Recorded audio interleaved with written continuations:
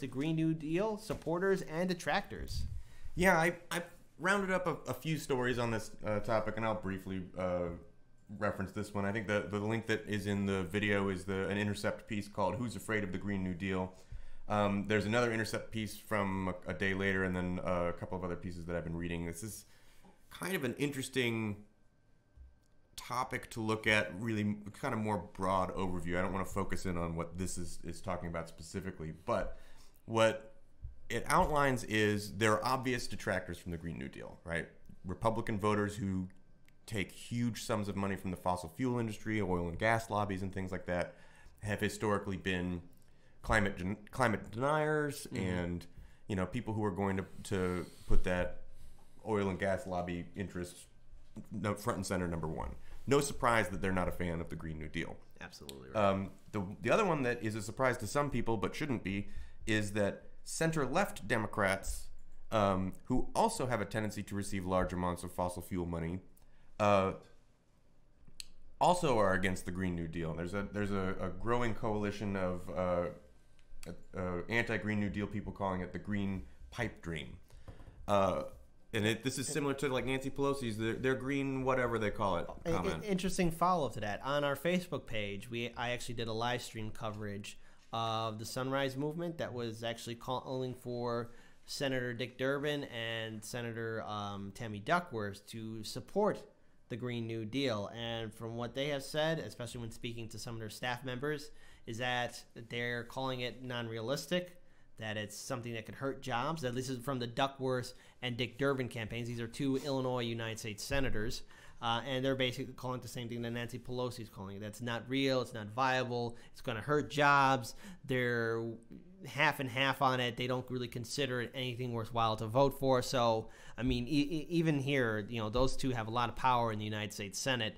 The very fact that you have a lot of these politicians really showing out their true colors, it always makes me question that when they talk about Trump and all of his policies. Look, climate change is a real deal, and this is something that anyone, especially in the Democratic Party, should capitalize on and actually should be leading the charge on, because think about how many people you're going to get to support you on this very important piece of legislation. Bernie Sanders has said this. We have 12, according to a lot of scientists right now, we have about 12 years to fix this problem before the damage is horribly, irreversible. Irreversible. So, I mean, we really need to have a conversation about the Green New Deal.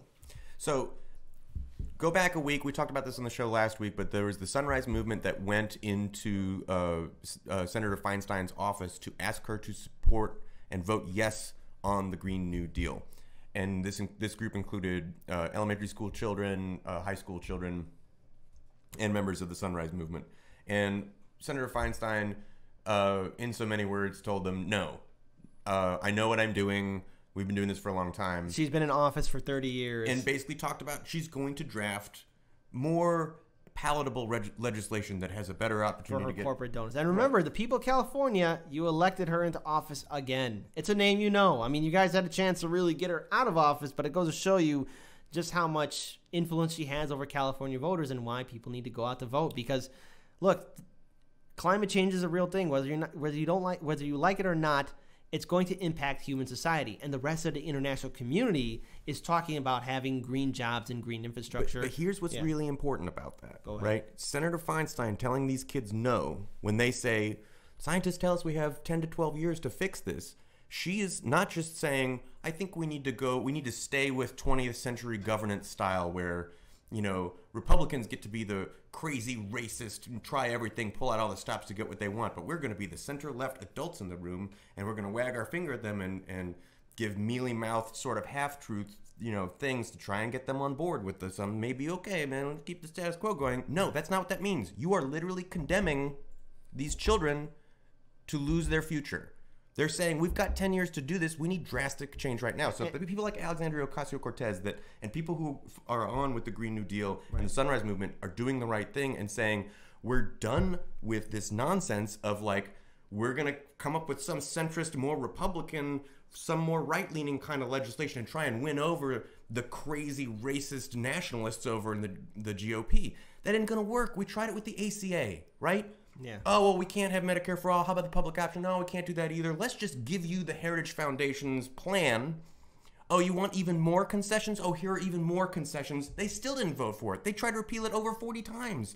You're never going to win them over with that strategy, ever. No, never. And so progressives are coming out and they're saying, no, guys, we need to play dirty like they're playing dirty. You know what? Guess what? D.C. should be a state. We're going to make D.C. a state, and we're going to get a couple more votes on the Democratic side. You know what we should do? We should threaten to pack the courts when we have the opportunity. We should threaten term limits for federal justices. You know what we should do? We should overturn the filibuster rule in the Senate. That only takes a simple majority. And that hadn't been there that long.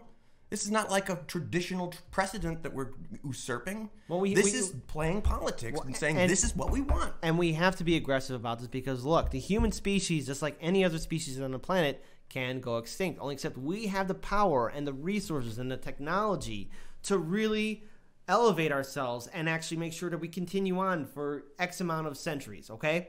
I mean, think about how future generations are going to look at us knowing that we had the power and the resources to stop climate change. Do we really want the next generation and the few generations afterwards to inherit basically an inhospitable planet where there's only key areas where it's only okay for human civilization to live while the rest of the planet becomes inhospitable? Do we really want to leave that world behind? We have done so much in such a short amount of time on this planet. We're just like a blip on the radar, but we have done so much. And the very fact that you have someone like Feinstein who's saying, I've been in office for 30 years. I know what I'm doing.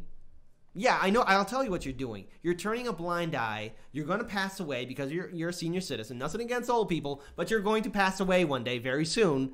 And then the next generation is going to be stuck with the inaction of your unwillingness to do anything to make sure that there's a better future for the next generation. You're just only willing to compromise with the establishment and the fossil fuel industry just so that you can still get your nice little fat paycheck. That's all what you're good for. You're just good for lobby money. And that's it. You're not a fighter. You don't care. So why are you even in office in the first place? Why are you there? Step aside. You can't do your job anymore. You're not going to deal with climate change. Walk away. Clearly the job is too much for you. And even when little children ask you for help, you're like, I don't know what to do. It's not palatable. It's not right. I want re-election, blah, blah, blah, blah, blah, blah. Yeah, you're not a fighter. They don't care about that. Okay, you're not a fighter. You don't care. Go away. We don't want you. So here's, I think, a very important thing to point out, and I'll try and sum up. It's sort of similar to what I've already said, but to sum up in a different way. The silver lining of a project like the Green New Deal is that we get to move away from this establishment centrist mode of democratic governance versus the crazy man in the room trying to get everything they want GOP tactic, right? Mm-hmm. That dichotomy gets to be broken now because we actually have a thing that, hey, I get that your strategy is like a long-term thing. I get to keep pointing out that it doesn't work even in the long term, but this is not a topic that we have the luxury of long-term hope we get change 50 years from now kind of thing. This is, we need to do this now. Yeah. And again, a shout out to one of our people in chat. Human, extinction, give up or make a difference. Unlike other species on the planet, humanity has the resources to make a difference. The problem is we have neoliberal people like Feinstein in office who will turn a blind eye, talk down to kids. You know who she reminds me of? Just right now, if you ever see the movie The Happening, she reminds me of that old lady threatening Matt Damon, saying, "Oh, you want to take my things? You gotta kill me at night?" And Matt Damon's like, "What? No." Well, Feinstein, guess what?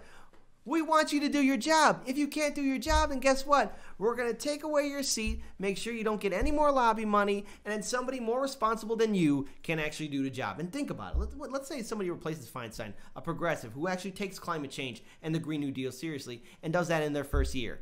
Whoever he or she may be. That already shows you that Feinstein had 30 years to do something, and she didn't want to do it because she's bought and sold like all the other establishment people. Remember, the Republican establishment leadership are friends with the fossil fuel industry. They're all friends with each other. And anytime you have a candidate, a progressive candidate, say on the Democrats, or even sometimes maybe a Republican actually calling out the corrupt inept system that we have, they're constantly demonized. Look at Bernie Sanders, Tulsi Gabbard, and now AOC. You know, it's just it's a constant tearing down these people who are talking about a real issue.